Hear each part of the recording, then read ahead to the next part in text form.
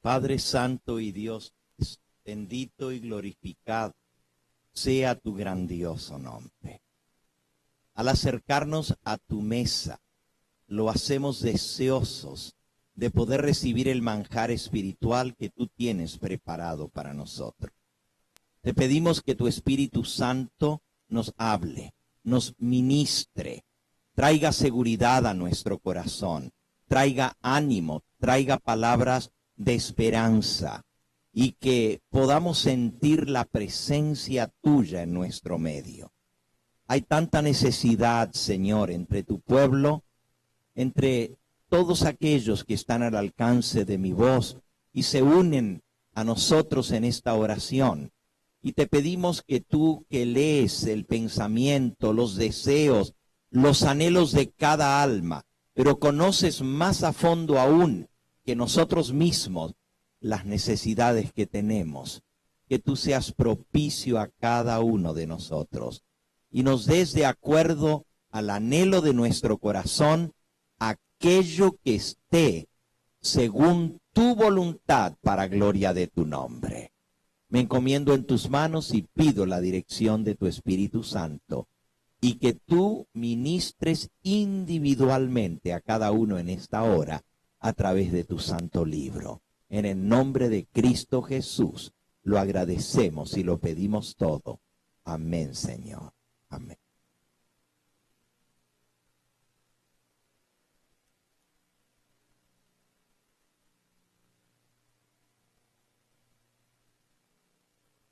Hemos aprendido en esta semana que la segunda cadena profética del libro de Apocalipsis, que le fue revelada al apóstol San Juan, es la profecía más grande del libro de Apocalipsis, la más larga, la más comprensiva, y ocupa desde el capítulo 4, incluye el 5, el 6, el 7, el 8, el 9, el 10 y el 11.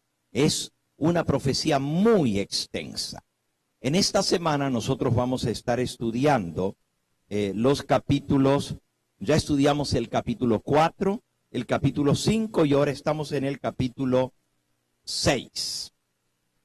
Aprendimos que la escena que se le presenta al apóstol Juan es la escena de el gran juicio que se celebra en el santuario celestial, en el salón del trono de Dios, antes de que Cristo venga a esta tierra.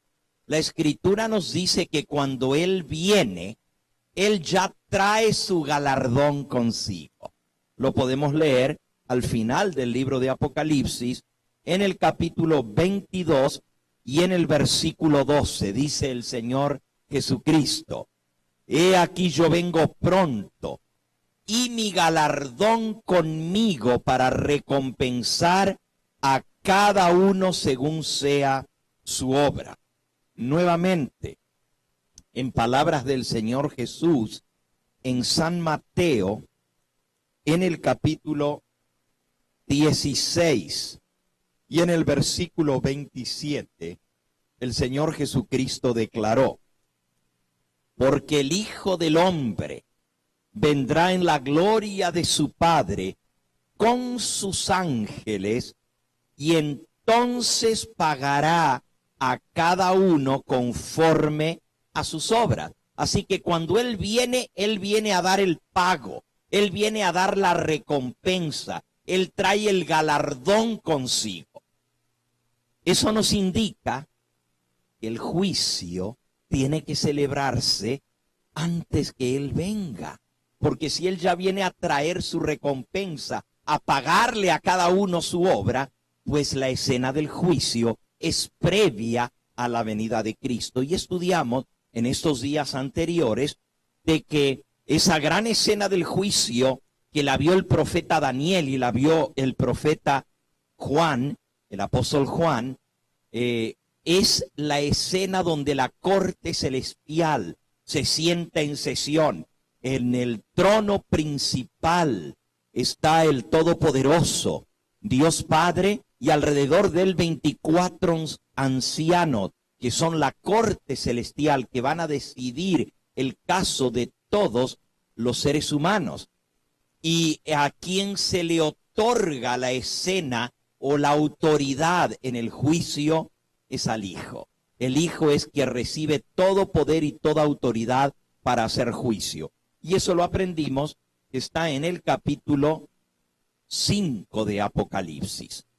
En ese mismo capítulo encontramos al Todopoderoso, al Padre Celestial, sentado en el trono, como símbolo de autoridad suprema en el universo, pero tiene un libro en su mano.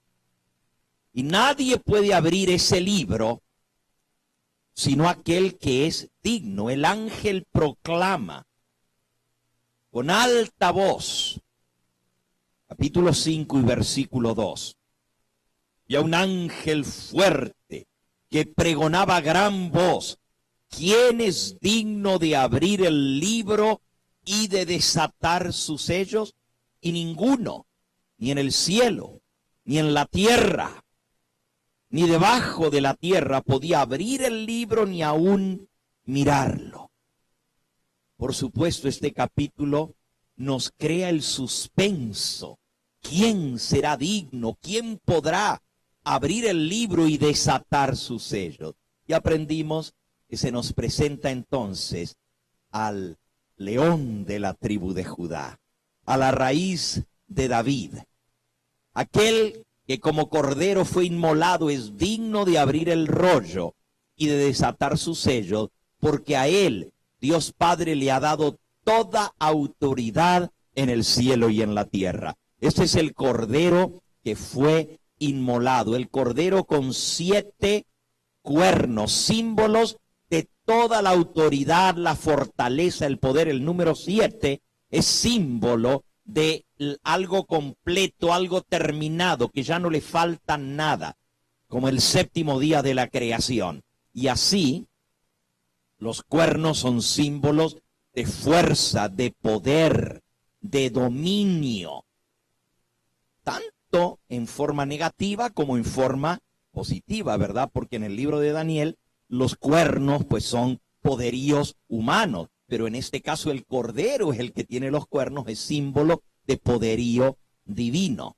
Y así el cordero tiene todo el poder para hacer el juicio, y también tiene 7 ojos que representan los 7 espíritus de Dios enviados sobre toda la tierra a investigar a todos los seres humanos.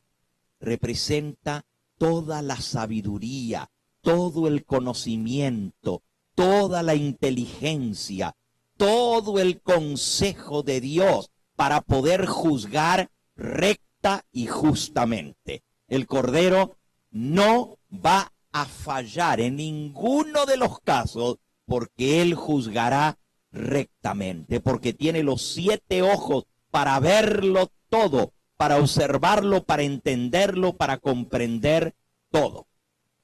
La parte importante es el contenido del libro.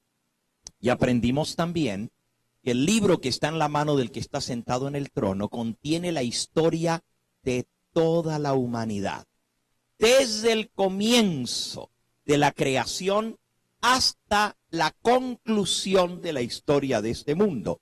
Y que ese libro va a decidir el destino de todos los seres humanos, porque ahí está escrito no solamente los hechos de todas las naciones, de todos los reinos, de todos los pueblos, de todos los individuos en esta tierra, pero también la influencia que esas acciones trajeron. O sea, que Dios no solamente juzga por lo que yo digo, sino qué fue lo que causaron mis palabras. Y eso también tendremos que dar cuenta.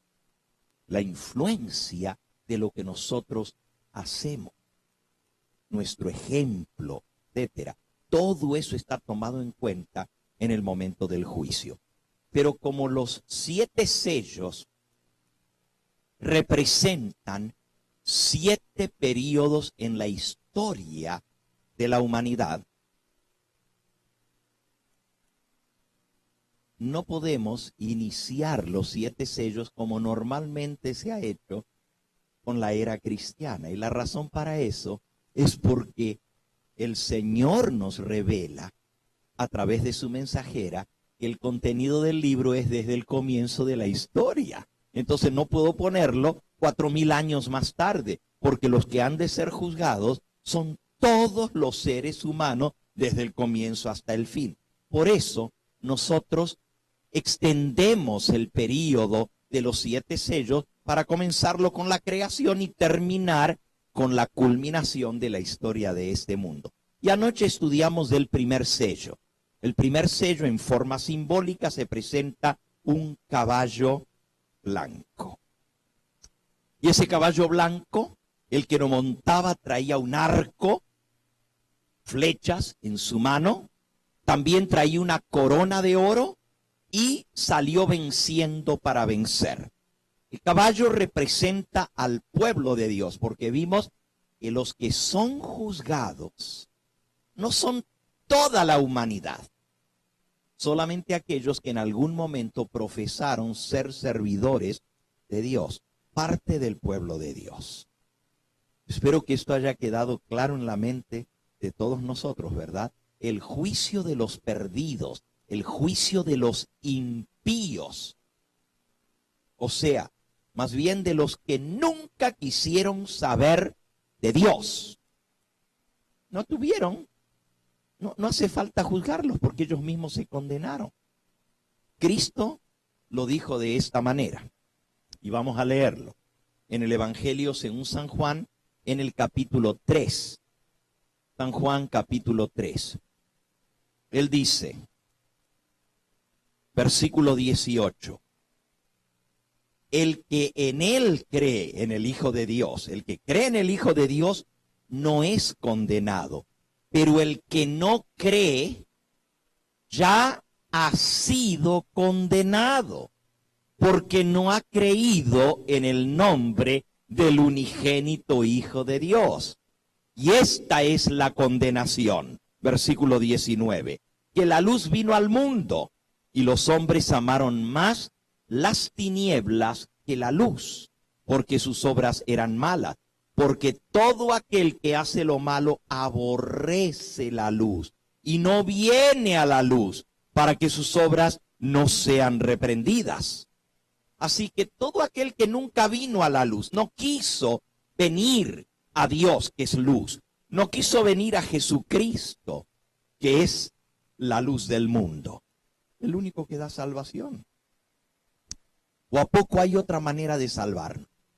No hay otro nombre bajo el cielo dado a los hombres en que podamos ser salvos. Solo en el nombre de Jesucristo hay salvación. Entonces, aquel que nunca vino a Cristo ya está condenado, dice, porque no vino a la salvación. No es que Dios lo condena porque no quiso aceptar. Ya está condenado. A ver, lo voy a poner de esta manera. Todos los seres humanos que nacemos en este mundo de pecado y somos pecadores, estamos condenados por el pecado. Estamos condenados a la muerte. Estamos perdidos. ¿Sí o no? ¿O acaso hay alguno que es justo por sí mismo? ¿Qué dice la Escritura? No hay justo ni siquiera uno. Todos se apartaron, todos se hicieron inútiles. No hay quien haga lo bueno, no hay ni siquiera uno. Entonces, todos los seres humanos están condenados, están perdidos, estamos condenados y perdidos. Pero para ser salvo hay que venir a la salvación. Así de sencillo. No es que Dios dice, porque no me quiso aceptar se condenó. No, ya estaba condenado. Ya estaba condenado. Pero si viene a Cristo tiene oportunidad de salvación. Entonces los que se salvan son los que vienen a la luz. Esta es la condenación, que la luz vino al mundo y los hombres no quisieron venir a la luz. Así de sencillo. Entonces, esto es muy importante que lo entendamos. En el juicio que se celebra antes que Cristo venga a buscar a su pueblo y a dar su recompensa, solamente somos juzgados los que en algún momento de nuestra vida vinimos a la luz. Profesamos ser hijos de Dios. Los que nunca quisieron saber de Dios porque no les interesó la salvación ya están condenadas, no hace falta juzgarlos. ¿O necesita Dios juzgarlos? No. ¿Por qué entonces va a juzgar a los que sí vinieron a Dios, a conocer de Él, a aceptarle a Él y aceptar a Cristo y su palabra? Porque muchos que vienen y aceptan no permanecen. Y Dios respeta el libre albedrío de cada uno. En segundo lugar, porque muchos que dicen aceptar a Cristo, lo aceptan de lengua, de diente para afuera y no de corazón y de verdad. Entonces, nuestra vida demuestra si realmente aceptamos y servimos a Dios. Por eso se necesita ese juicio. No porque Dios no sepa. Dios sabe. Y Él ya sabe. Es más, en el libro ya está escrito. En ese libro ya está escrito desde antes que naciéramos los que se van a salvar y los que se van a perder. Y usted dice, pastor, pero esto es predestinación, ¿verdad? Ya estamos predestinados. Si ya mi nombre está ahí, pues ya me voy a perder. A ver, déjenme explicarlo de esta manera. Dios conoce todas las cosas de antemano. Pero les voy a leer un versículo. Apocalipsis capítulo 17. Apocalipsis 17. Dice el versículo 8. La bestia que has visto era y no es, y está para subir del abismo e ir a perdición. Y los moradores de la tierra, aquellos cuyos nombres no están escritos desde la fundación del mundo en el libro de la vida, se asombrarán viendo a la bestia que era y no es y será. ¿Desde cuándo están escritos los nombres en el libro de la vida? Desde la fundación del mundo, desde que Dios decidió fundar esta tierra y poner la vida aquí, ya Él escogió a los que serán herederos de salvación. Y yo sé que esto es difícil de entender porque suena como que ya, si yo estoy escogido para salvación, me voy a salvar, y si estoy escogido para perdición, me voy a perder. El hecho que Dios lo sepa de antemano no determina lo que yo hago. Yo tengo mi libre albedrío porque Dios. Y en ese libre albedrío yo escojo si voy a venir o no a Dios. Si le voy a. Pero como Dios ya sabe de antemano, porque Él es Dios, lo que yo voy a hacer, por eso ya está escrito, que no acabamos de aprender esta semana, que ese libro contiene la historia de toda la humanidad, de todos los individuos, desde el comienzo del mundo hasta el fin. Ahí está el destino de cada uno escrito. Nuestro destino está escrito, pero está escrito basado en las decisiones que nosotros tomamos. No porque Dios lo determina así. Él lo escribió porque Él lo sabe, porque Él es soberano, porque Él sabe todas las cosas. Pero eso no quiere decir que Él me obliga a mí a ser así. ¿Y podemos comprender esto? Ok. Entonces, reitero la idea. Los únicos que han de pasar en el juicio que se está realizando en el cielo son aquellos que alguna vez entraron en el servicio de Dios. Esto se los leí ayer en el libro El conflicto de los siglos, en el capítulo El juicio investigador. En la página 534 dice así: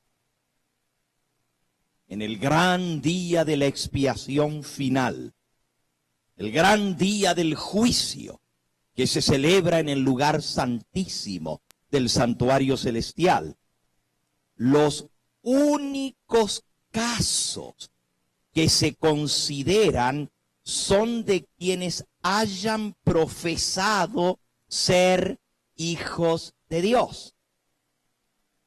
O sea, los únicos casos que se van a tratar y se están tratando en el santuario son los que hayan profesado. Profesado quiere decir, yo digo ser hijo de Dios. El que nunca quiso ser hijo de Dios, ni quiso saber de Dios, está condenado. No necesita ser juzgado. Ya está condenado. Pero aquellos que escogieron servirle a Dios, su vida es juzgada para ver si su profesión está de acuerdo con lo que realmente son. El juicio de los rebeldes, impíos, pecadores, es una obra distinta, dice la mensajera del Señor, y se verificará en fecha posterior, durante el milenio. Hay 3 etapas. 3 etapas del juicio. La primera etapa del juicio es este juicio que se celebra en el cielo. La segunda etapa del juicio es el que se celebra en el milenio. Y allí no solamente, ahora hay una corte celestial. 24 ancianos que deciden los casos. Durante el milenio, todos los redimidos vamos a participar como el gran jurado sobre los que se perdieron. Y vamos a pasar sentencia sobre ellos. No vamos a determinar si se salvan o se pierden, porque eso ya está determinado. Pero vamos a pasar sentencia. Vamos a leerlo. Primera de Corintios, capítulo 6. Primera de Corintios, capítulo 6. Dice allí en el versículo 2. ¿No sabéis que los santos han de juzgar al mundo? Los santos han de juzgar al mundo. Y si el mundo ha de ser juzgado por vosotros, ¿por quién va a ser juzgado el mundo? Por nosotros. Pablo les está escribiendo a los cristianos y les dice, el mundo va a ser juzgado por vosotros. ¿Sois indignos de juzgar cosas muy pequeñas? Está hablando en ese contexto de que el cristiano no debe llevar a juicio ante los incrédulos. Eso está en el versículo 1 de lo que él viene hablando, ¿verdad? El versículo 1 dice, ¿osa alguno de vosotros cuando tiene algo contra otro ir a juicio delante de los injustos y no delante de los...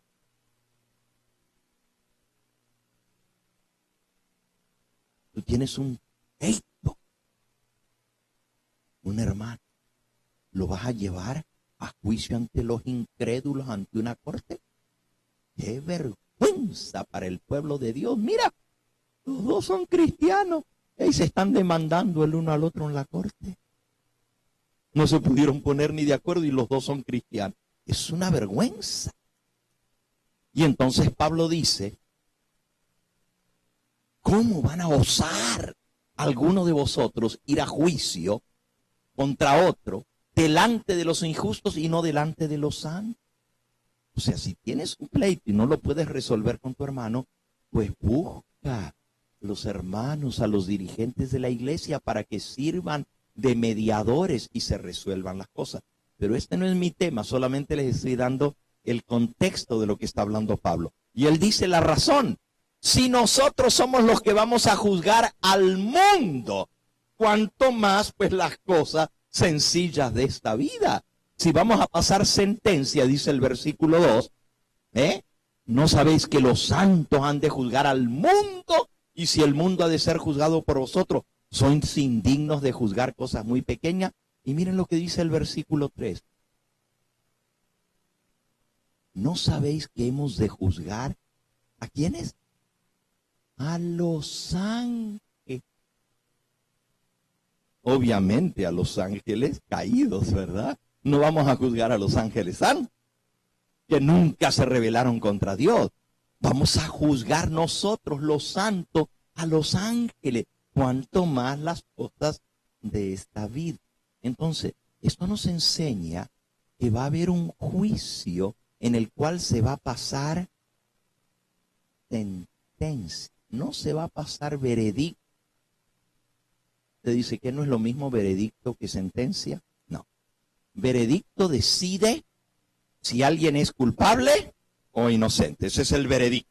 Culpable o inocente. Sentencia, aún las cortes de este mundo. Primero viene el juicio donde se está investigando a la persona, los testigos y las pruebas. Y hoy en día usan mucho el ADN y montón de otras pruebas forenses para poder demostrar la culpabilidad o la inocencia de un acusado. Pero una vez que la corte o el juez determina que esa persona fue culpable, que ahora ya está culpable, pero ahora ¿qué pasa después de que se determina que es culpable? El fiscal entonces comienza a hablarle al jurado y le dice: yo pido la mayor sentencia para eso, la pena más grande. Si es una pena, si es un acto de pena capital, pues pide la muerte, ¿verdad? Pero si no es un acto de pena capital, dice: yo pido la fuerza más grande de la ley, que le den los 20 años completos, por esto y por esto y por esto, y da todos los argumentos. Lo hizo con alevosía, lo hizo premeditadamente, lo hizo bajo estas circunstancias, etcétera, etcétera. Mostró, sus actitudes muestran que él merece la pena mayor. Pero luego viene el abogado defensor y dice: no le den lo mayor. Miren, hay estos atenuantes, y comienza a decir esto y esto y esto y esto. Y luego el jurado tiene que determinar la sentencia. Ya el jurado dijo que si era inocente o culpable, pero ahora pasan a deliberar. Y cuando entran a deliberar, a veces se pasan horas, a veces se pasan días, hasta que determinan la sentencia. Entonces son dos procesos distintos. El proceso del juicio que pasa a veredicto, ese juicio se llama el juicio investigador, porque se investigan todos los hechos, las pruebas, los testigos, se escuchan los testimonios, se ven todas las pruebas, y ese juicio que investiga si es cierto o no es cierto de lo que se acusa, pasa un veredicto. Pero luego la corte se reúne otra vez para determinar la sentencia. De igual manera, en el gran juicio del universo, el juicio que nosotros estamos estudiando, que está llevándose a cabo en el cielo ahora, con la corte celestial, con representantes de la raza humana, de todas las generaciones. ¿Se acuerdan cuando hablamos de los 24 ancianos? Que aprendimos que de todas las épocas Dios va a tener allí a personas que van a ser parte del jurado, para poder comprender las circunstancias en las cuales esas personas vivieron, porque a cada uno va a ser juzgado y se va a decir: este nació aquí, este nació allá, este vivió en tal época, este vivió en tal otra. ¿Ok? Entonces, ese juicio ahora es el juicio investigador, la fase investigadora del juicio, y se va a pronunciar veredicto: culpable o inocente. el juicio del milenio va a pronunciar sentencia sobre todos los que fueron condenados. Y allí sí se va a juzgar a todos los que nunca quisieron aceptar a Dios. Los que no fueron juzgados ahorita en este juicio son juzgados en el milenio, pero también a los que fueron declarados culpables en este juicio de ahora se estudia para dar sentencia a cada uno de ellos según las obras que hicieron.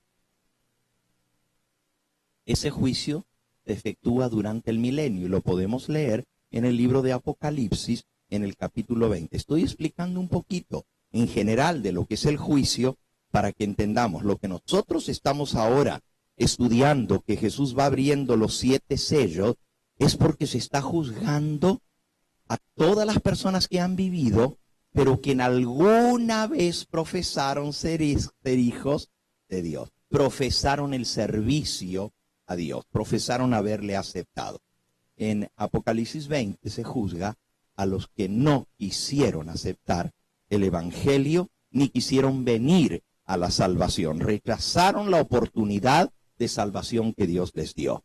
Dice el versículo 4, y vi tronos, y se sentaron sobre ellos los que recibieron la facultad de juzgar. Esto es Apocalipsis 24. Se sentaron sobre ellos los que recibieron la facultad de juzgar. Y vi a las almas, los decapitados por causa del testimonio de Jesús y por la palabra de Dios, los que no habían adorado a la bestia ni a su imagen y que no recibieron la marca en sus frentes ni en sus manos, vivieron y reinaron con Cristo 1000 años. Esos son los que reciben la facultad de juzgar. El versículo 6 dice, bienaventurado y santo el que tiene parte en la primera resurrección. La segunda muerte no tiene potestad sobre esto, sino que serán sacerdotes de Dios y de Cristo y reinarán con él 1000 años. La primera resurrección son los santos. Bienaventurado y santo el que tiene parte en la primera resurrección. Y la primera resurrección es cuando Cristo viene. Dice, los muertos en Cristo resucitarán primero. Pero si hay una primera resurrección, obviamente tiene que haber una segunda, ¿verdad? ¿Y cuál es la segunda resurrección? La de los impíos. En la primera resurrección es la de los justos, los que vamos a resucitar. Bueno, yo no, porque yo pienso estar vivo cuando Él venga. Pero todos los redimidos de todas las edades van a resucitar y junto con los que estemos vivos, seremos arrebatados en las nubes. Esa es la primera resurrección. Bienaventurado y santo el que tiene parte en la primera resurrección. Esa es la primera. Sí, ya me pusieron lo de la segunda en la pizarra, pero esta era la primera. Bienaventurado y santo el que tiene parte en la primera resurrección. La segunda muerte no tiene potestad sobre estos. ¿Por qué? Porque el que resucita en la venida de Cristo ya no muere. Hay una segunda muerte. Así como hay 2 resurrecciones, hay 2 muertes. La segunda muerte no tiene potestad sobre esto, sino que serán sacerdotes de Dios y de Cristo y reinarán con Él 1000 años, haciendo el juicio allá en el cielo. Pero los otros, los que no resucitaron en la primera resurrección, ahora sí, el versículo 5 dice, mas los otros muertos no volvieron a vivir hasta que se cumplieron 1000 años. Al final de los 1000 años van a resucitar los otros muertos. ¿Pero para qué van a resucitar? Para condenación, para darles el pago que se merece, la segunda. Y ese juicio está descrito en el mismo capítulo 20 desde el versículo 11 en adelante. Y dice así, ahí mismo, más adelante, en el versículo 11, vi un gran trono blanco y al que estaba sentado en él, delante del cual huyeron la tierra y el cielo y ningún lugar se encontró para ellos. Versículo 12, y vi a los muertos, grandes y pequeños, de pie ante Dios, y los libros fueron abiertos, y otro libro fue abierto, el cual es el libro de la vida, y fueron juzgados los muertos por las cosas que estaban escritas en los libros, según sus obras. Versículo 13, y el mar entregó a los muertos que había en él, y la muerte y el Hades, el sepulcro, entregaron a los muertos que había en ellos, y fueron juzgados cada uno según sus obras. Versículo 14, y la muerte y el Hades fueron lanzados al lago de fuego. Esta es la muerte segunda, y el que no se halló inscrito en el libro de la vida fue lanzado al lago de fuego. Esta es la muerte segunda. Al final del milenio, todos los perdidos van a resucitar para que se pase juicio sobre ellos. Y van a ser juzgados. Ahora escuchen bien. Ese juicio no determina si se salva. Estos ya están condenados. Pero se llama juzgado. ¿Por qué? Es como cuando un reo, una persona que ha sido declarada culpable, se le pone la pena capital. Porque la paga del pecado es la ¿qué? La muerte. Pues pensemos ahora en esta tierra, en un hombre que se lo encuentra culpable y se dice, bueno, va a pagar la pena capital, pena de muerte. No le pasan juicio y de una vez se lo llevan para matarlo, a la silla eléctrica o a la cámara de gases o distintas maneras, a la inyección letal, ¿verdad? Que hay. Allá por donde vive la hermana todavía tienen pena de muerte, ¿verdad? Y aquí en California otra vez fue establecida la pena de muerte. Pero miren, no se los mata de inmediato, allá están esperando el día de su, no, la sentencia, ya se la dieron. Ahora están esperando la ejecución de la sentencia, que se ejecute. Pero cuando sale en la televisión, va a ser juzgado fulano de tal. Juzgado quiere decir ejecutado. Y se pasó juicio sobre él, es que ya le dieron su sentencia y ya vida. 3 etapas del juicio. Juicio investigador, determina, dices, si es culpable o inocente. Veredicto.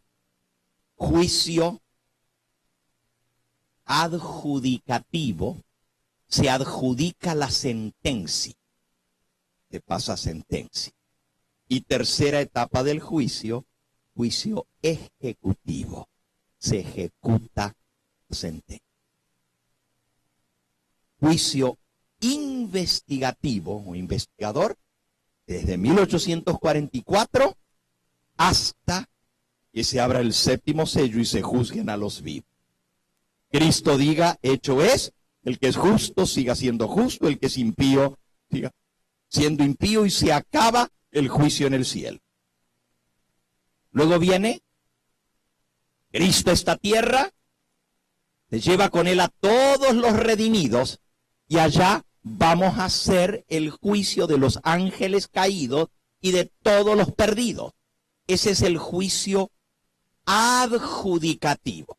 Se adjudica. Adjudica quiere decir se pasa sentencia. Y cada uno según lo que hizo. El que fue muy mal, pero muy, muy malo, se va a quemar más. El Señor Jesús lo explicó con una parábola sobre el castigo. Miren lo que dice en San Lucas. Creo que está en el capítulo 12. San Lucas capítulo 12 dice así. En el versículo 41. Señor, ¿dices esta parábola a nosotros o también a todos? Y dijo el Señor, versículo 42. ¿Quién es el mayordomo fiel y prudente al cual su Señor pondrá sobre su casa para que a tiempo les dé su ración? Versículo 43. Bienaventurado aquel siervo al cual, cuando su Señor venga, lo halle haciendo así. En verdad os digo que le pondrá sobre todos sus bienes. Versículo 45.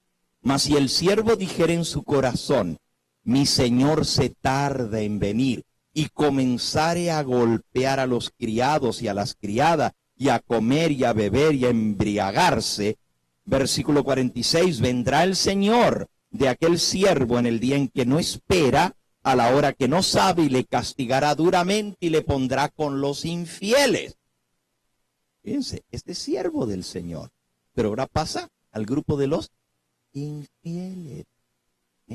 Por eso en ese juicio original, aún los que dijeron ser siervos de Dios, pueden pasar al grupo de los infieles. Ahora lo pondrá en el grupo de los infieles.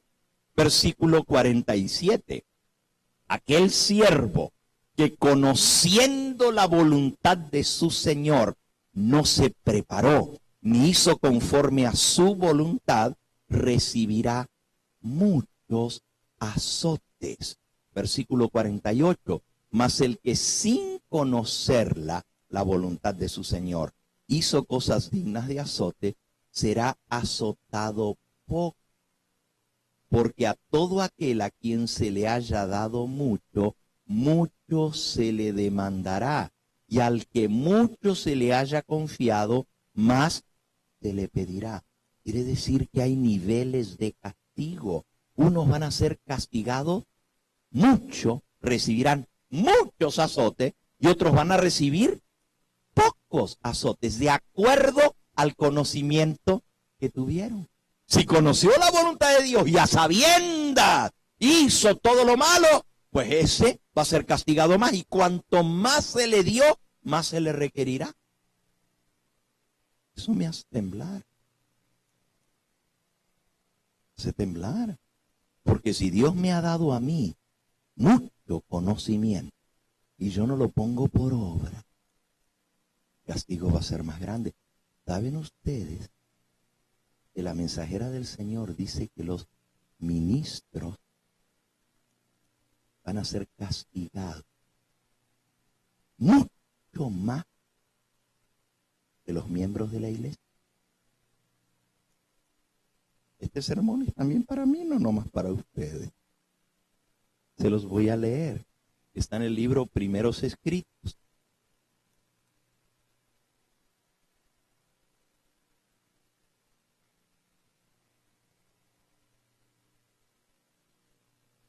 Justamente aquí el que leímos ayer o antes de ayer, donde hablaba de lo que va a pasar cuando termine el... ¿Recuerdan que leímos?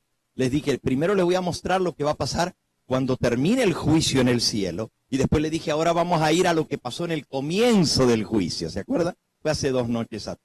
Pero miren lo que pasa cuando termina el juicio.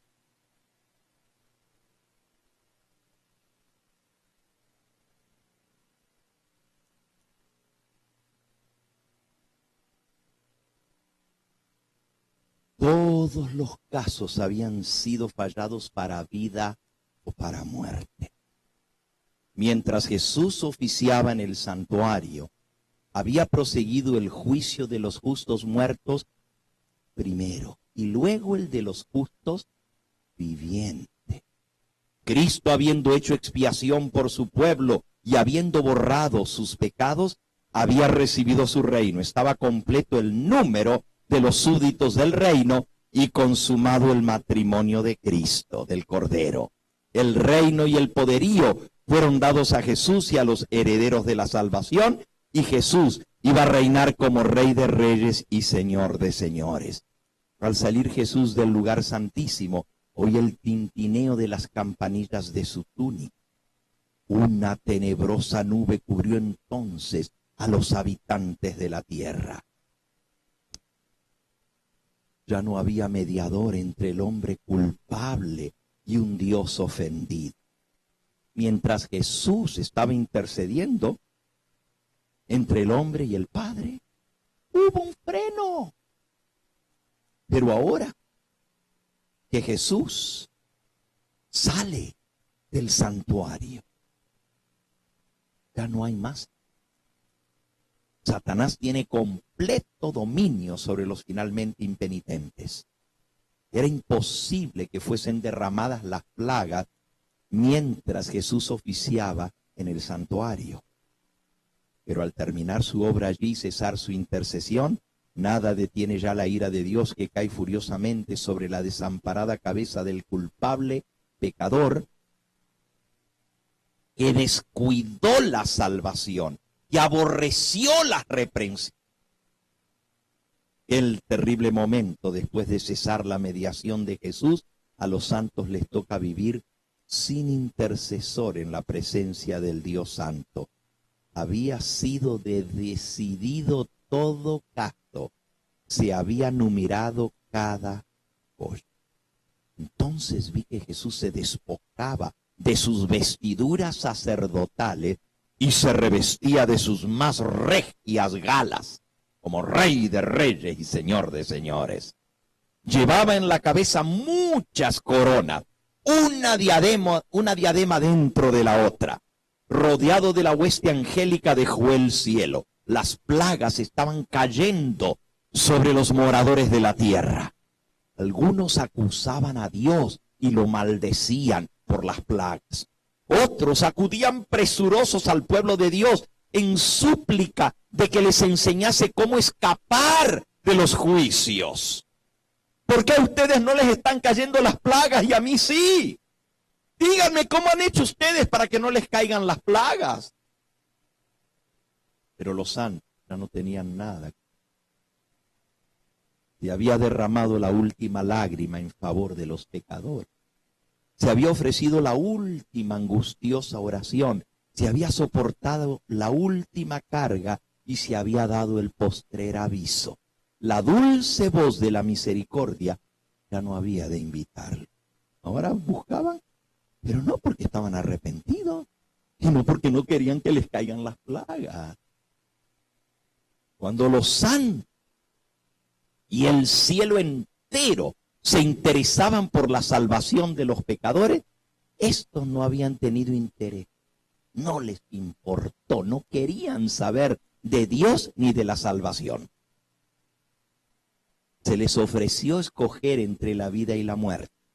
Oh, muchos deseaban la vida, pero no se esforzaron por obtenerla. No escogieron la vida, y ya no había sangre expiatoria para purificar a los culpables, ni salvador compasivo que abogase por ellos y exclamase: Padre, Padre, perdona al pecador durante algún tiempo todavía. Todo el cielo se había unido a Jesús al oír las terribles palabras: consumado es. El que es justo, siga siendo justo, y el que es impuro, siga siendo impuro. El plan de salvación estaba cumplido. Shut, close, cerró. Por 6.000 años Dios ha estado en el negocio de la salvación. Y ha estado abierta la puerta de gracia. Pero un día esa puerta se va. Y una vez que le dieron vuelta y le pusieron close, que le golpees la puerta. El plan de salvación estaba cumplido. Y pocos habían querido aceptar. Y al callar la dulce voz de la misericordia, el miedo y el horror invadieron a los malvados. Con terrible claridad oyeron estas palabras: demasiado tarde, demasiado tarde. Too late, too late. Quienes habían menospreciado la palabra de Dios corrían azorados de un lado a otro, desesperados, errantes de mar a mar, del norte al oriente, en busca de alguien que les hablara la palabra de Dios. Dijo el ángel: no la hallarán. hay hambre en la tierra. No hambre de pan ni sed de agua, sino de oír las palabras del Señor. Que no dieran por oír una palabra de aprobación de parte de Dios. Pero no, han de seguir hambrientos y sedientos. Día tras día descuidaron la salvación. Se burlaron de los que le hablaban la palabra. Estimaron más las riquezas y los placeres de esta tierra que los tesoros y los alicientes del cielo.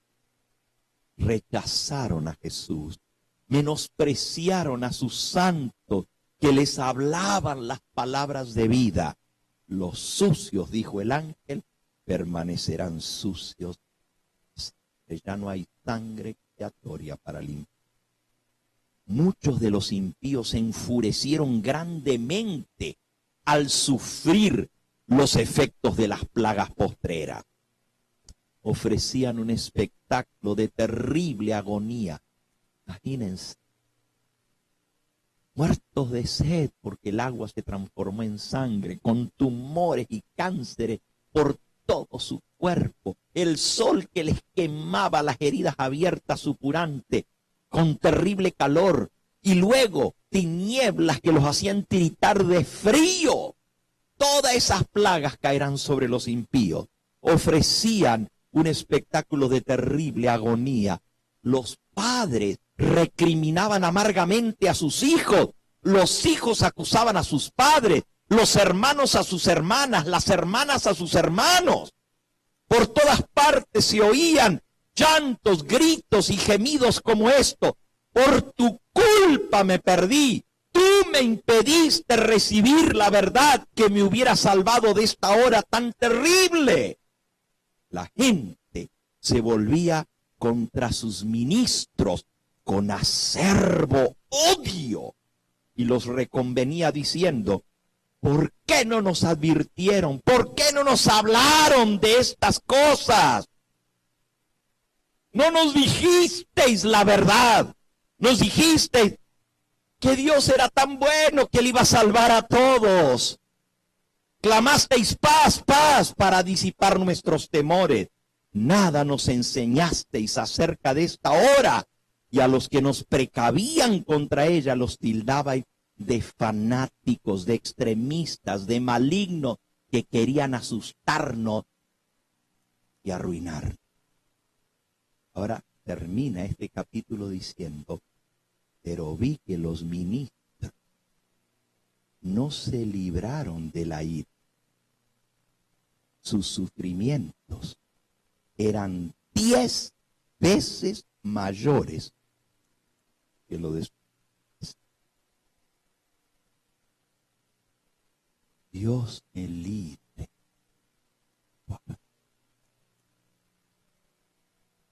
Porque ustedes dirán: qué bonito es ser ministro y predicar la palabra de Dios. Qué bonito que Dios le ha dado tanto conocimiento al pastor Gambetta. Y yo digo: más responsabilidad, porque Dios me va a juzgar a mí de acuerdo al conocimiento.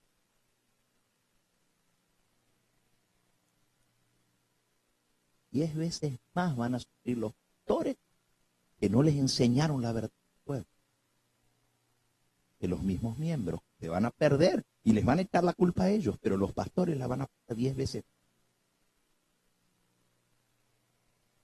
Por eso hemos visto que va a haber niveles de castigo. Y eso es lo que se determina en el juicio del milenio, la sentencia.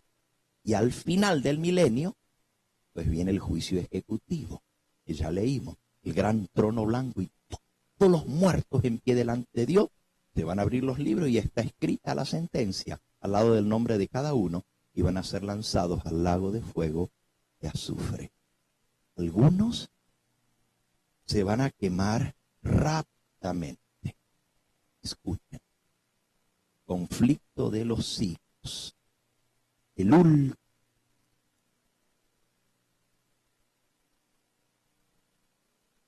Y así. Los impíos, página 731. Los impíos recibirán su recompensa aquí en la tierra. Serán estopa. Aquel día que vendrá los abrazará, ha dicho Jehová de los ejércitos.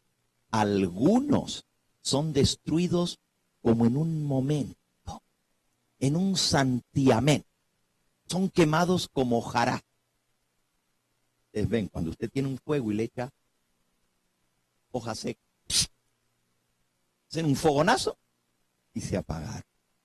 Otro, dice la Biblia, van a ser como ramas de árbol seco. Se van a ir quemando, pero se van a quemar rápido. Pero otros van a ser como rama de árbol verde. Y otros van a ser como troncos verdes. Se van a seguir quemando y quemando, según lo que hicieron. Todos son castigados conforme a su obra. Habiendo sido cargados sobre Satanás los pecados que él le hizo cometer a los justos que ahora están salvados, éste tiene que sufrir no solo por su propia rebelión, sino también por todos los pecados que le hizo cometer al pueblo de Dios. Su castigo será mucho mayor que el de aquellos a quienes él engañó. Después de haber perecido todos los que cayeron en sus seducciones y engaños, el diablo tiene que seguir viviendo, sufriendo. En las llamas purificadoras quedarán por fin destruidos los impíos. Raíz y las ramas. Satanás la raíz y sus secuaces las ramas. La penalidad completa de la ley ha sido aplicada. Las exigencias de la justicia han sido satisfechas. Y el cielo y la tierra, al contemplarlo, proclamarán la justicia de Jehová.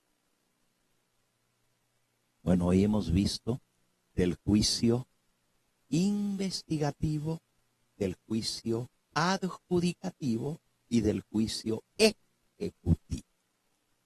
La última partecita de nuestro tema tiene que ver con la segunda etapa del juicio. Si en la primera etapa se juzgan a las personas desde la creación hasta el diluvio, como vimos anoche, el caballo blanco, la segunda etapa va del diluvio en adelante hasta el próximo evento culminante en la historia de la humanidad. Yo les dije que cada etapa está dividida por un evento culminante, un juicio. Y la segunda etapa, después del diluvio, nos lleva desde la época después del diluvio hasta la venida de Cristo. Si lo redondeáramos al tiempo, diríamos, de la creación al diluvio, 2000 años. Del diluvio a Cristo, otros 2000 años. Y de Cristo hasta el final de la historia, otros 2000 años, haciendo un total de 6000 años. Por cierto, acabo de cerrar el libro, estaba leyendo aquí en el Conflicto de los Siglos, y acabo de ver que el párrafo que seguía menciona esos 6000 años. Estaba en la página 731. Y dice así, solo les leo ese pedacito, dice, después de que termina diciendo que el diablo es el último en terminarse de quemar, dice, la obra de destrucción de Satanás ha terminado para siempre. Durante 6000 años obró a su gusto, llenando la tierra de dolor y causando penas por todo el universo. Toda la creación gimió y sufrió en angustia. Ahora las criaturas de Dios han sido libradas para siempre de su presencia y de sus tentaciones. Ya descansa y está en quietud toda la tierra, prorrumpen los hombres justos en cánticos. Un grito de adoración y triunfo sube de entre todos todo el universo leal. Se oye como si fuese el estruendo de una gran multitud, como el estruendo de muchas aguas, como si fuese el sonido de poderosos truenos que decían: aleluya, porque reina el Señor Dios Todopoderoso y reinará por los siglos de los siglos. Ese es el fin de todo. Pero antes de eso hay un juicio. Y anoche vimos que primero se juzga a la humanidad que vivió desde la creación al diluvio. El segundo evento importante es Cristo, la venida de Cristo al mundo. Y esa venida de Cristo a este mundo termina con un juicio. Vean qué interesante. El diluvio fue un juicio que lo profetizó Enoc, como vimos anoche. Dios traerá juicio sobre toda la gente mala, impía, y todo lo malo que hablaron y se rebelaron contra él. Y Dios trajo ese juicio en el diluvio. Pero la muerte de Cristo trae otro juicio. Vamos a leer en San Juan, en el capítulo 12. San Juan, capítulo 12.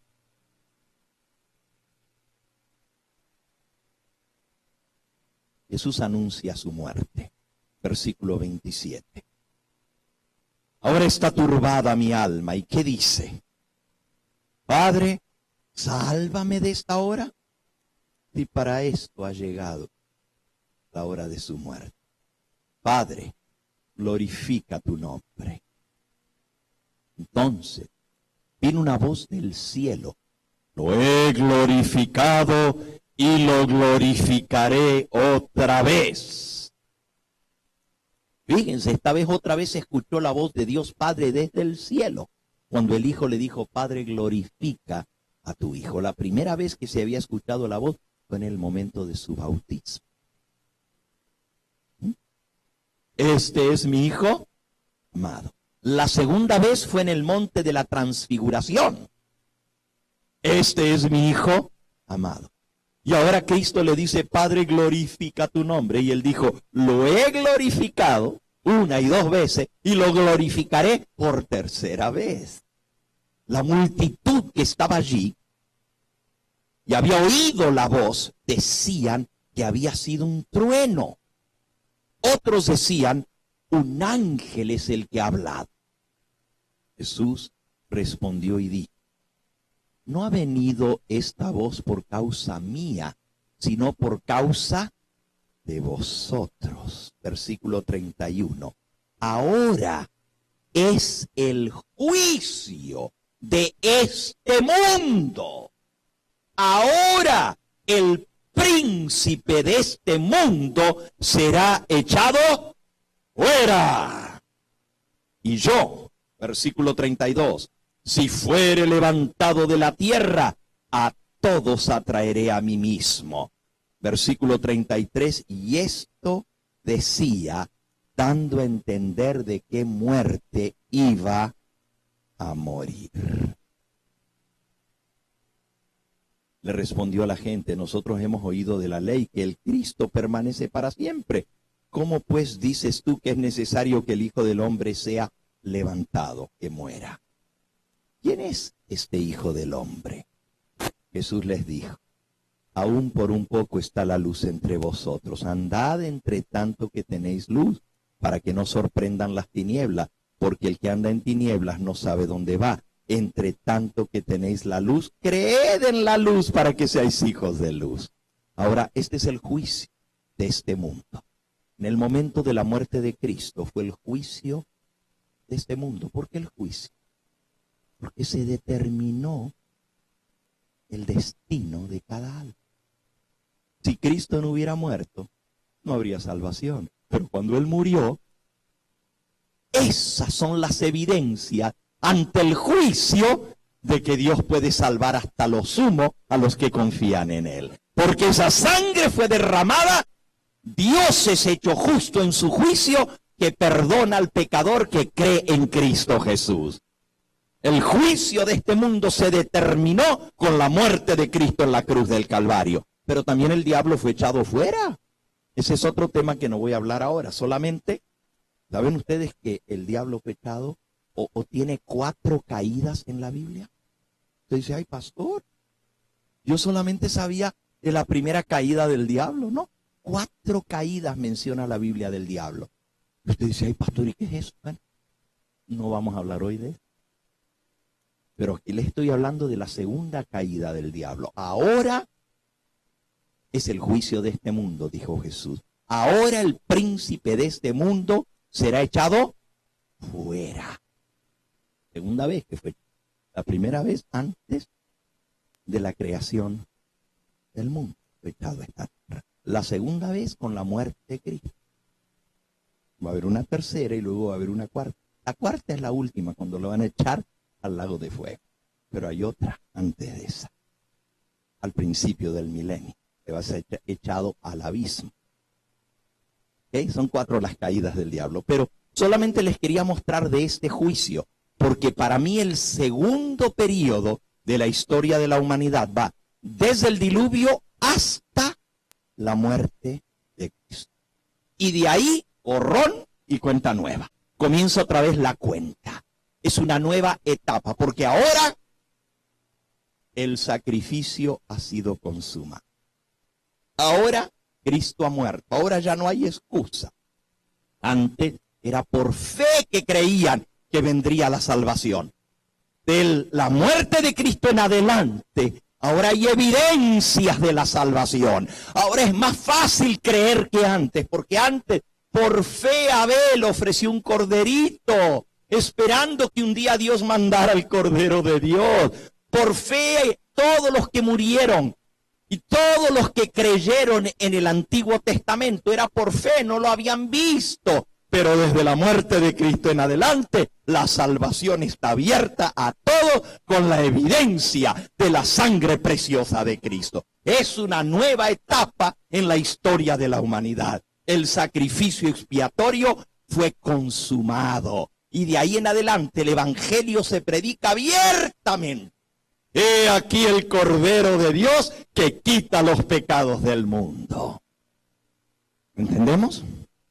Antes era por fe, ahora es por demostración. Por demostración. Ya Cristo murió.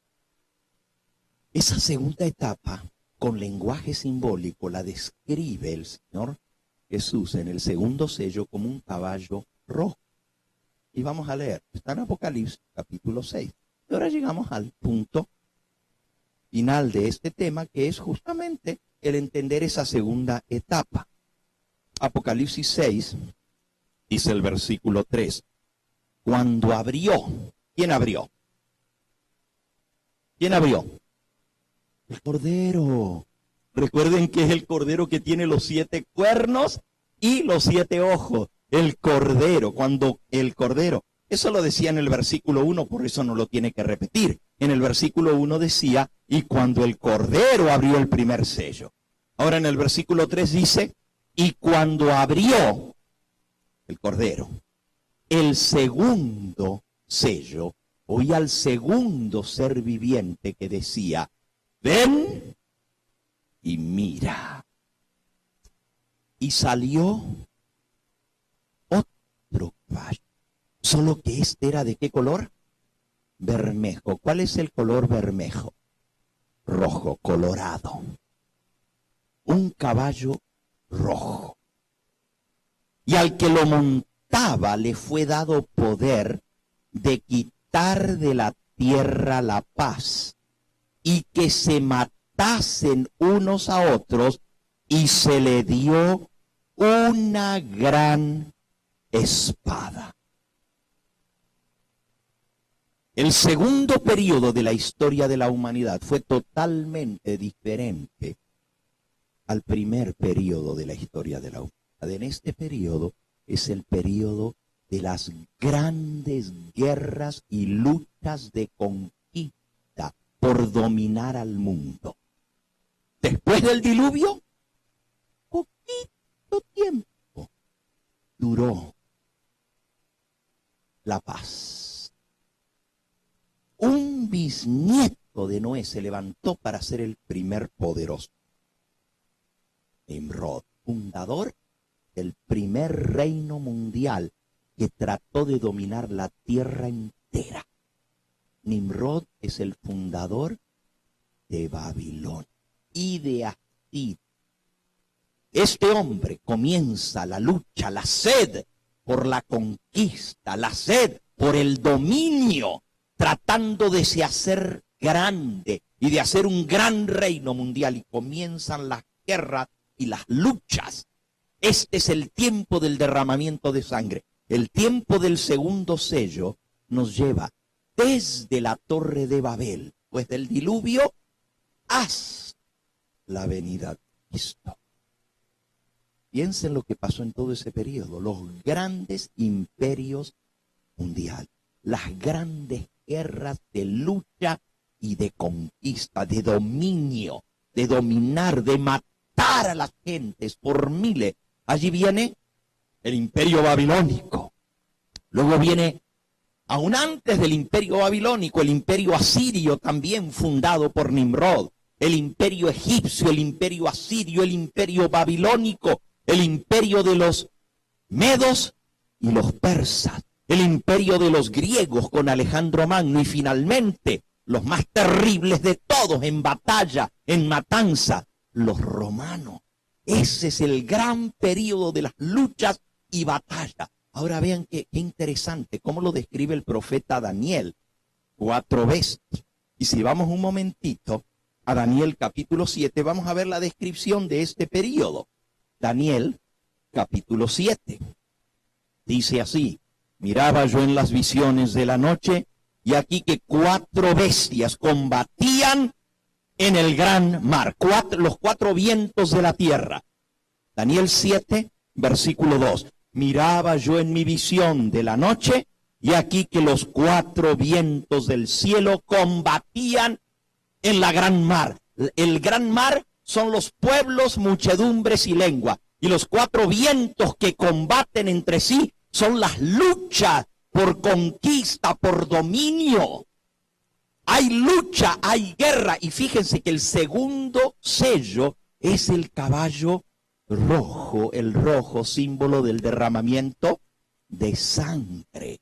Pero también dice que el que lo montaba le fue dado el quitar la paz de la tierra, y le fue dado una gran ¿qué?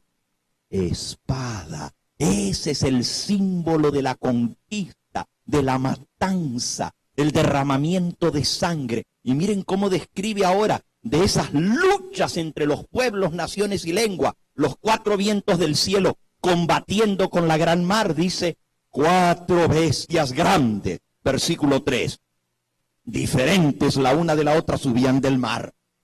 La primera era como león y tenía alas de águila, y yo estaba mirando hasta que fueron arrancadas sus alas, y le fue levantada del suelo y se puso enhiesta sobre los pies a manera de hombre, y le fue dado corazón de hombre.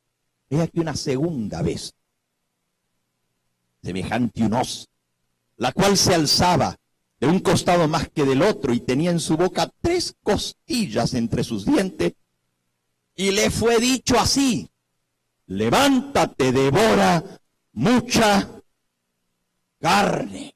Ahí está la orden: mata, devora mucha carne, derrama mucha sangre. Le fue dado una espada para pelear a esta segunda bestia, el imperio medo-persa.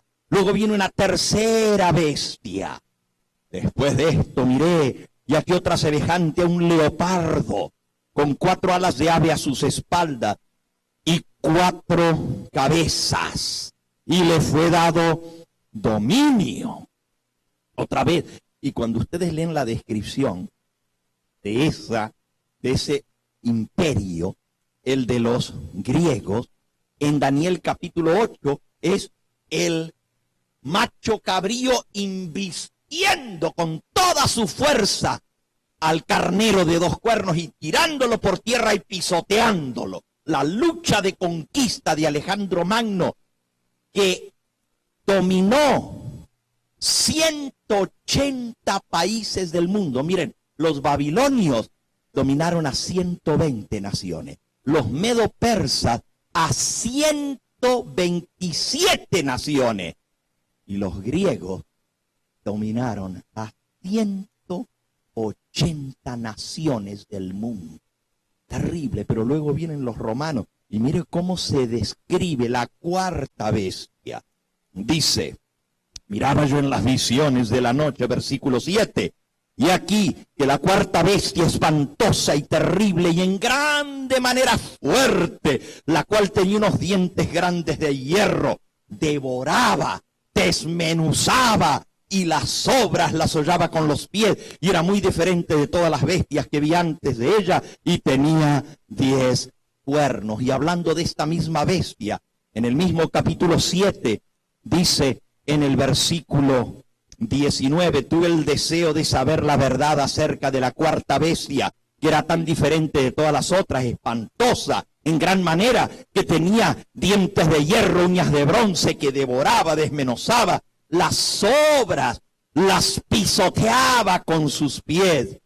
Y asimismo de los 10 cuernos que tenía en su cabeza, y del otro que le había salido delante del cual habían caído 3. Este mismo cuerno tenía ojos y boca que hablaba grandes cosas, y parecía más grande que sus compañeros. Veía yo que este cuerno hacía guerra contra los santos y los vencía. Y dice el versículo 23, dijo así, la cuarta bestia será un cuarto reino en la tierra, el cual será diferente a todos los otros reinos, y a toda la tierra devorará, trillará y despedazará. ¿Quieren ustedes una descripción más clara? El segundo sello. Caballo Hermes, símbolo de la sangre, el color rojo. El que lo montaba le fue dado quitar la paz de la tierra, y que se mataran los unos a los otros, y le fue dada una grande espada. El período de las grandes guerras de conquista hasta el Imperio Romano. Ahora, el color rojo no solamente es símbolo de derramamiento de sangre, y el mismo sello así lo revela, ¿verdad? Y volvemos otra vez a Apocalipsis capítulo 6 y versículo 4, dice, salió otro caballo bermejo, y el que lo montaba le fue dado poder de quitar de la tierra la paz, y que se matasen unos a otros, y se le dio una gran espada. Ahora, claramente aquí nos está hablando de que el caballo rojo es porque se van a matar los unos a los otros, y se le da una espada para matar. Y si la muerte, esa espada, pues hay derramamiento de sangre. No los matan con un gas, que se quedan todos muertos, pero no hay derramamiento de sangre. Es a espada, es a cuchillo que se matan. Las guerras sangrientas de todo ese periodo del segundo sello. Desde el imperio que fundó Nimrod, Asiria y Babilonia, eso está en Génesis capítulo 10, el comienzo de los imperios del mundo y las luchas mundiales, hasta los romanos, el cuarto imperio mundial, 4 bestias. Mañana vamos a hablar del tercer periodo, es el caballo negro, y después vamos a hablar del caballo amarillo. Pero el rojo es símbolo de otra cosa. ¿Quién me puede decir de qué más o de qué otra cosa es símbolo el rojo? Aparte del derramamiento de sangre, aparte de la matanza, aparte de representar el color de la sangre. ¿De qué otra cosa es símbolo el rojo?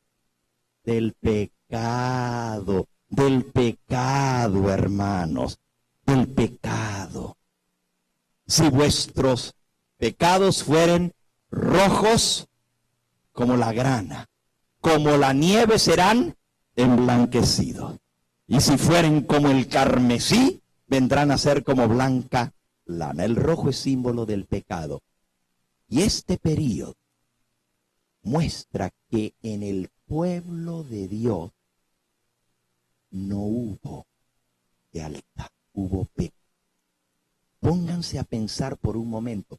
Si en la primera etapa de la historia del mundo, esos hombres como Enoc, como Adán, como Lamec, como Matusalem, le fueron fieles a Dios y defendieron la verdad, por cientos y miles de años y no se pudo meter el error y la mentira. En el periodo que siguió, se perdió el conocimiento del Dios verdadero. Y usted dice, no, pero estuvo Abraham, Isaac, Jacob. ¿Ustedes saben que Abraham era adorador de ídolos? Ustedes saben que Dios lo tuvo que sacar de Ur, de los caldeos, el centro de adoración a la luna. Oh, si ustedes leen la historia de Abraham, van a ver que los primeros años, hasta los 80 años de su vida, fue un idólatra. No había uno en la tierra que fuera leal al Dios del cielo. El pecado había cundido y la verdad había sido arrasada por el suelo. Por eso Dios tuvo que llamar a Abraham a salir de Babilonia. Y de él hizo la nación. Pero les pregunto, ¿los descendientes de Abraham fueron todos leales a Dios? La mayoría no lo fueron. Comenzando nomás con los padres de las 12 tribus. Y la historia de él. Y de ahí en adelante, toda la historia del pueblo de Israel es una historia de rebeldía, de idolatría. Van a Egipto relativamente puros, pero se contaminan en Egipto con los dioses de los egipcios y Dios los tiene que sacar. Y Josué les dice, ¿ustedes quieren seguir en lo mismo? ¿Adorando a los dioses que adoraron vuestros padres? Porque eran adoradores de ídolos.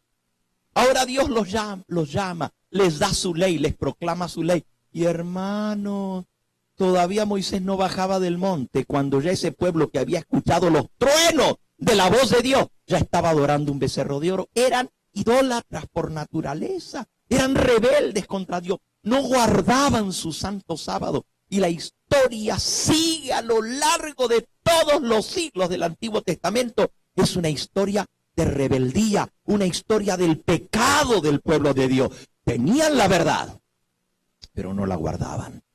Tenían el conocimiento, pero no lo llevaban por obra. Miren, después viene, primero está la apostasía al pie del monte Sinaí. Luego está la apostasía en las fronteras de Canaán, que los mandan de vuelta 40 años al desierto por rebeldía, y el castigo de Dios está sobre ellos por 40 años. Cuando vuelven otra vez a la frontera, viene la apostasía a orillas del Jordán. Antes de cruzar, el pueblo se va al peor y adora a los ídolos y le ofrece sacrificio a los ídolos y adora a los muertos y se mezcla con las mujeres madianitas. Bueno, es toda una historia de apostasía, tanto que Dios tuvo que sacar espada y derramar la sangre, y murieron 24,000 en un solo día.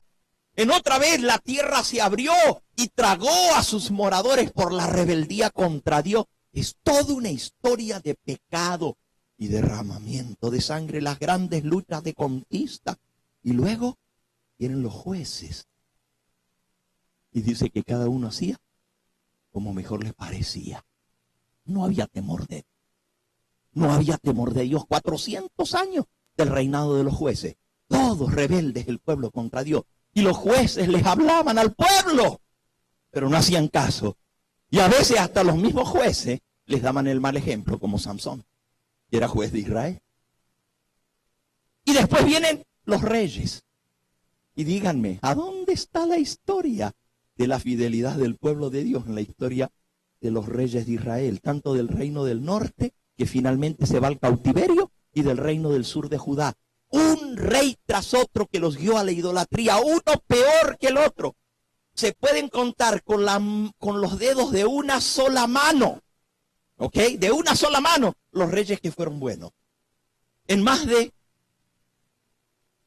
500 años de monarquía no hubo reyes que llevaran al pueblo por el buen camino, sino los guiaron a la idolatría, al pecado, a la rebelión. Y Dios se enojó con ellos y los mandó primero al reino del norte, al cautiverio en Asiria, y al reino del sur de Judá, al cautiverio en Babilonia. ¿Y ustedes creen que después de 70 años de cautiverio volvieron y le fueron leales a Dios? ¿Qué pasó? La historia está escrita, hermano.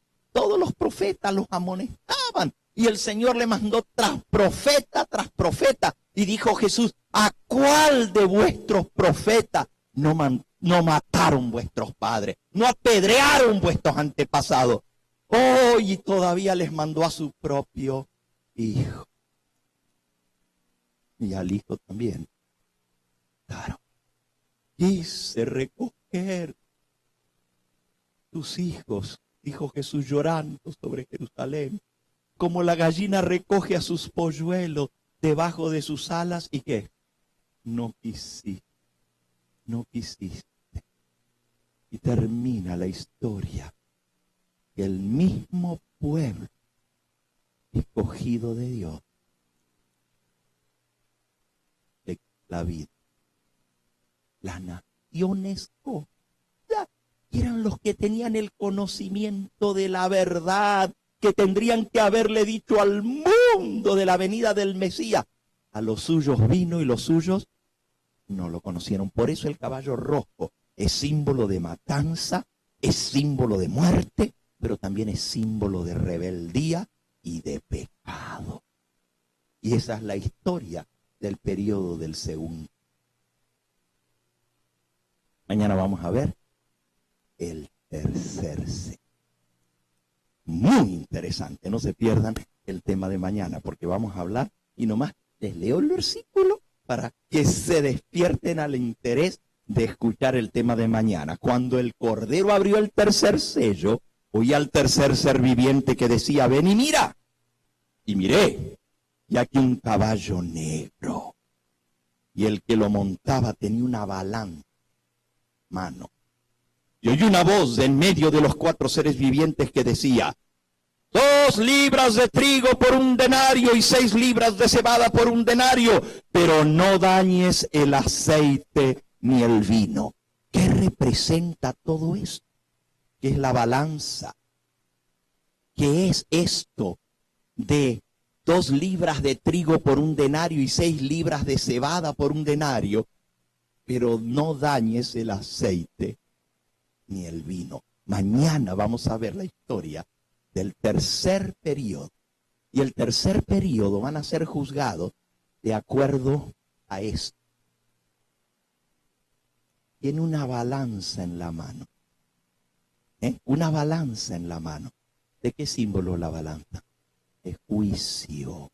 Una balanza representa juicio. Pesado fuiste en balanza y fuiste hallado falto.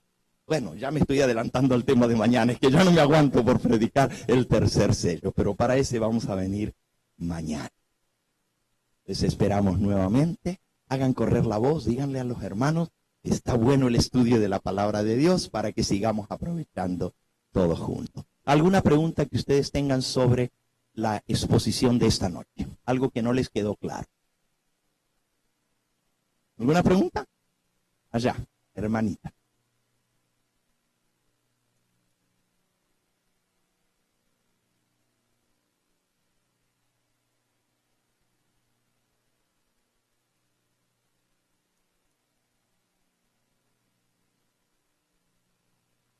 No, azotes, recuerden que yo por eso leí desde el versículo 41, que decía la parábola. Una parábola es una historia que ilustra algo. No quiere decir, es una parábola de los siervos buenos y los siervos malos. Y cómo, pues van a recibir su castigo.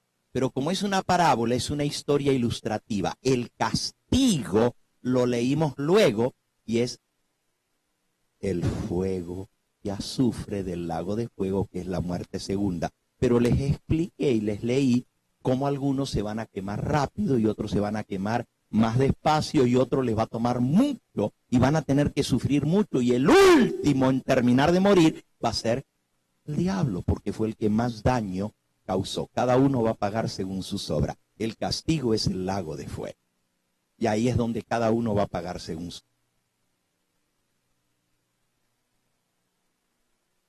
Sí, hermanita, el castigo, por eso leímos, que no les dejará ni raíz ni rama. La raíz es el diablo y las ramas son tus seguidores del diablo, pero no va a quedar nada. O sea, El mismo fuego que castiga y da su merecido a los impíos en sufrimiento, el mismo fuego que destruye a los impíos purifica la tierra, porque el fuego también es purificador. Es un agente de limpieza el fuego. Con eso se purifica, es antiséptico. Y entonces la tierra es purificada y Dios va a hacer cielos nuevos y tierra nueva en los cuales more la.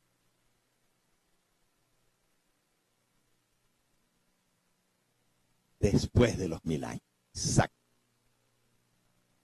Los 1000 años el diablo va a estar atado. Los redimidos vamos a estar en el cielo realizando el juicio. Y ahí sí vamos a ver a todos los que se perdieron, desde los ángeles que fueron expulsados en el cielo y todos los seres humanos. Y a cada uno, ahí es donde se van a aclarar nuestras dudas, hermana. Porque a veces, pues podríamos decir, bueno, ¿y por qué?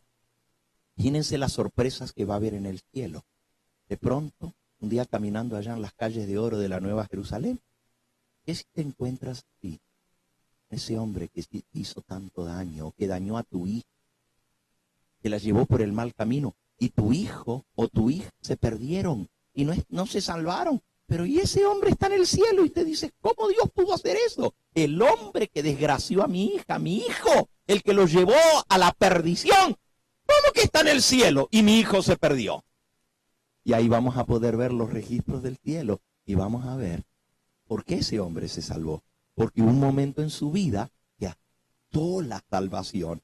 Pero también vamos a ver cuántas veces Dios le dio la oportunidad al que se perdió de salvarse y no quiso. Y entonces vamos a decir, Dios es justo. Nadie se perdió porque Dios quiso que se perdiera. Se perdió porque no quiso aceptar la salvación. Y va a haber otra sorpresa. Personas, nosotros creíamos que eran muy puras, muy santas. Quizás un pastor, quizás un anciano, un diácono, que siempre estaban allí en la iglesia con la Biblia debajo del brazo, ¿verdad? Y nos encontramos que no está allá. Y nosotros decíamos, si alguno se salva, es el que va a salvar, porque ese es tan santo y tan bueno y no falta a la iglesia. Y miren, y resulta que no va a estar, y qué sorpresa, ¿verdad? Y vamos a decir, ¿no será que Dios se le pasó por alto a este pobrecito? Si se miraba tan bueno. Pero cuando abramos los registros del cielo, vamos a ver la vida secreta, que no se sabía, lo que hacía a escondida, hasta cuando les daba la mano de bienvenida a la iglesia, a las hermanas tan amables. Vamos a ver los pensamientos sucios que tenía por dentro en su. Y entonces vamos a decir, Dios es justo, Dios no se equivocó, la justicia de Dios es perfecta. Por eso Dios nos va a permitir ver los registros del cielo por 1000 años y nosotros vamos a determinar sentencia sobre los que se perdieron. Ok, espero que eso haya aclarado un poquito más. Vamos a terminar por aquí. Quisiera seguir con preguntas, pero el tiempo ha transcurrido. Nos ponemos en pie. Vamos a escuchar el himno de nuestra hermanita. Yo sé, miren, yo sé que nos encanta escucharla a ella y sentado, pero yo siempre los hago poner en pie porque ustedes tienen ya como 2 horas de estar sentados. Entonces van a apreciar más el canto y van a elevar más su alma al cielo si estamos de pie alabando al Señor. Alaben con ella cuando ella cante. Eleven su alma al cielo.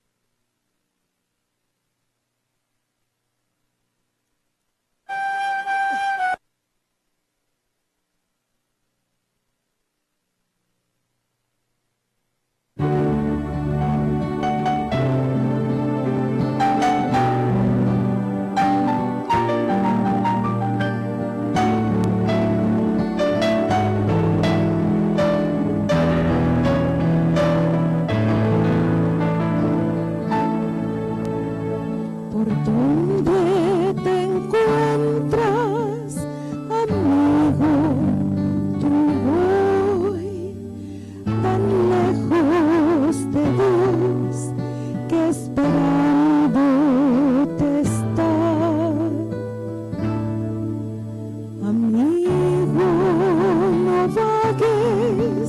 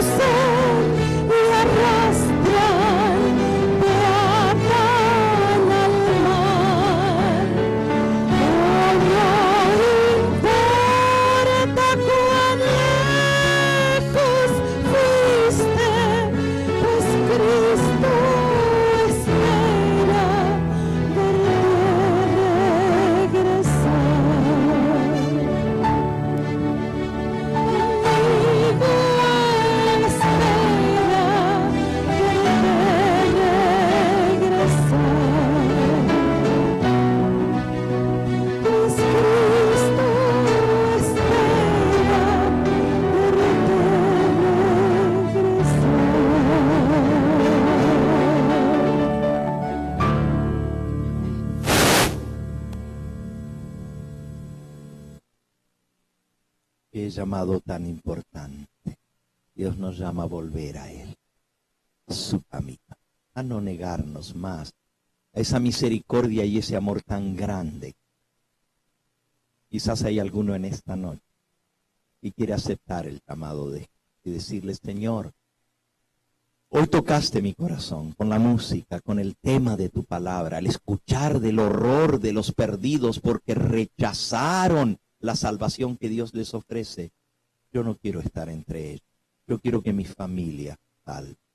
¿Hay alguno aquí que necesita tomar decisiones en su vida de aceptar plenamente a Cristo como Señor y Salvador y de obedecerle en todo? ¿Hay alguien que quiere decir: yo soy esa alma, ahora que todavía hay sangre expiatoria, quiero aceptar a Cristo Jesús? ¿Quisieras levantar tu mano? Quiero orar por ti en esta hora. Si hay alguno que aún no ha tomado el paso de sellar su pacto con Cristo a través del bautismo, ¿hay alguien aquí? ¿Quisieras levantar tu mano? Quiero orar por ti. El Señor te bendiga, alabado sea su nombre. ¿Alguien más? Amén. El Señor te bendiga a ti también, bendito sea su nombre. ¿Alguien más? Amén, joven, el Señor te bendiga a ti también, alabado sea su nombre. Ven, claro que sí, el Señor te llama, el Señor te acepta. Vengan, hermanitas, las que levantaron su mano, acérquense, vamos a orar por ustedes en esta hora. Y si alguien nos escucha a través del canal, esta decisión es para ti también, mi hermano. El Señor te bendiga, alabado sea su nombre. El Señor esté contigo. Vengan, acérquense. Vamos a orar por cada uno de ustedes y muchos más que en esta hora han escuchado el llamado de Dios al arrepentimiento, a entregarse a Él antes que sea demasiado tarde. Alabado sea el nombre de Cristo. Es hermoso verles aquí. Es hermoso tenerles. Es Dios quien los trajo, Dios quien los llama, y Él hará la obra completa. El que comenzó la buena obra en vosotros, la terminará para el día de la redención.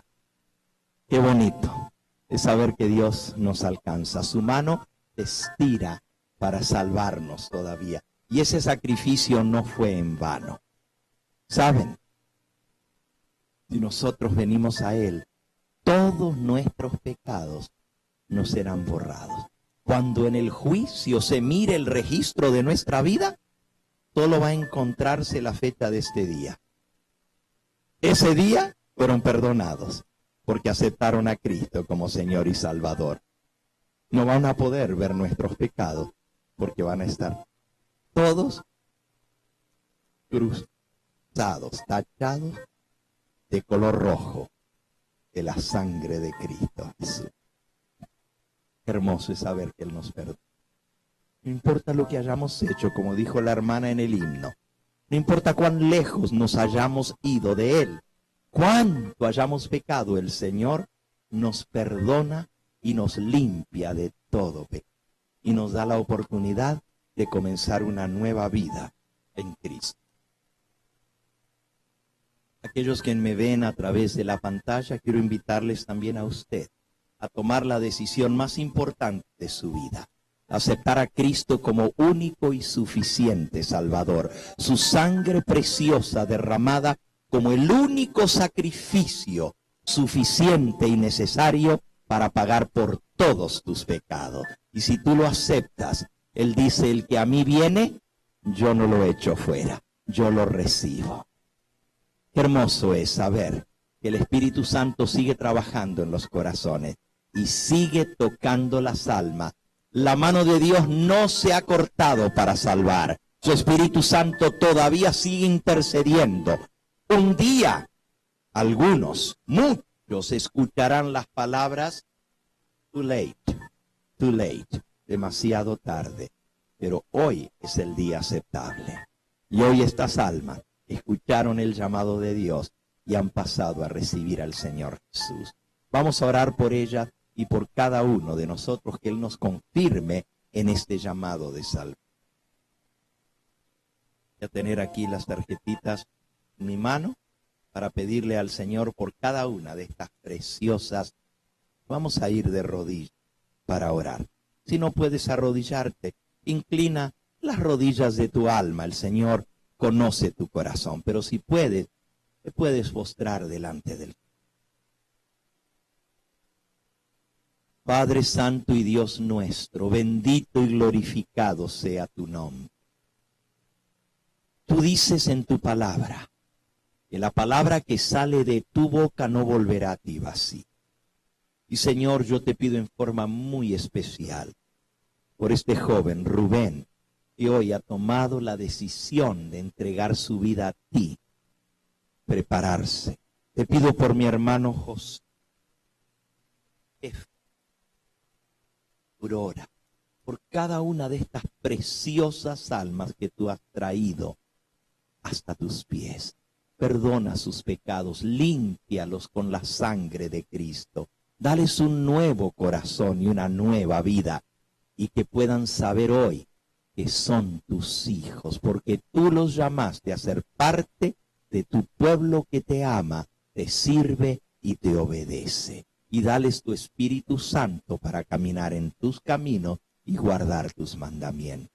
Te pedimos por todos nosotros, por nuestra vida, por nuestras familias, por nuestros seres queridos, que nos ayudes a consagrar nuestra vida a ti, a buscar a las almas que perecen, a arrebatarlas en medio de este mundo de pecado, de injusticia y de dolor, y a traerlas a los pies de Cristo Jesús. Y bendice a tantos otros que a través de los medios de comunicación están escuchando este mensaje, a través del internet, del video, de la radio, de la televisión, del canal satelital, donde quiera que estén y los ha alcanzado tu Espíritu Santo, que tu mano los levante, que tú los aceptes y que puedan saber que son hijos tuyos porque te han aceptado de todo corazón.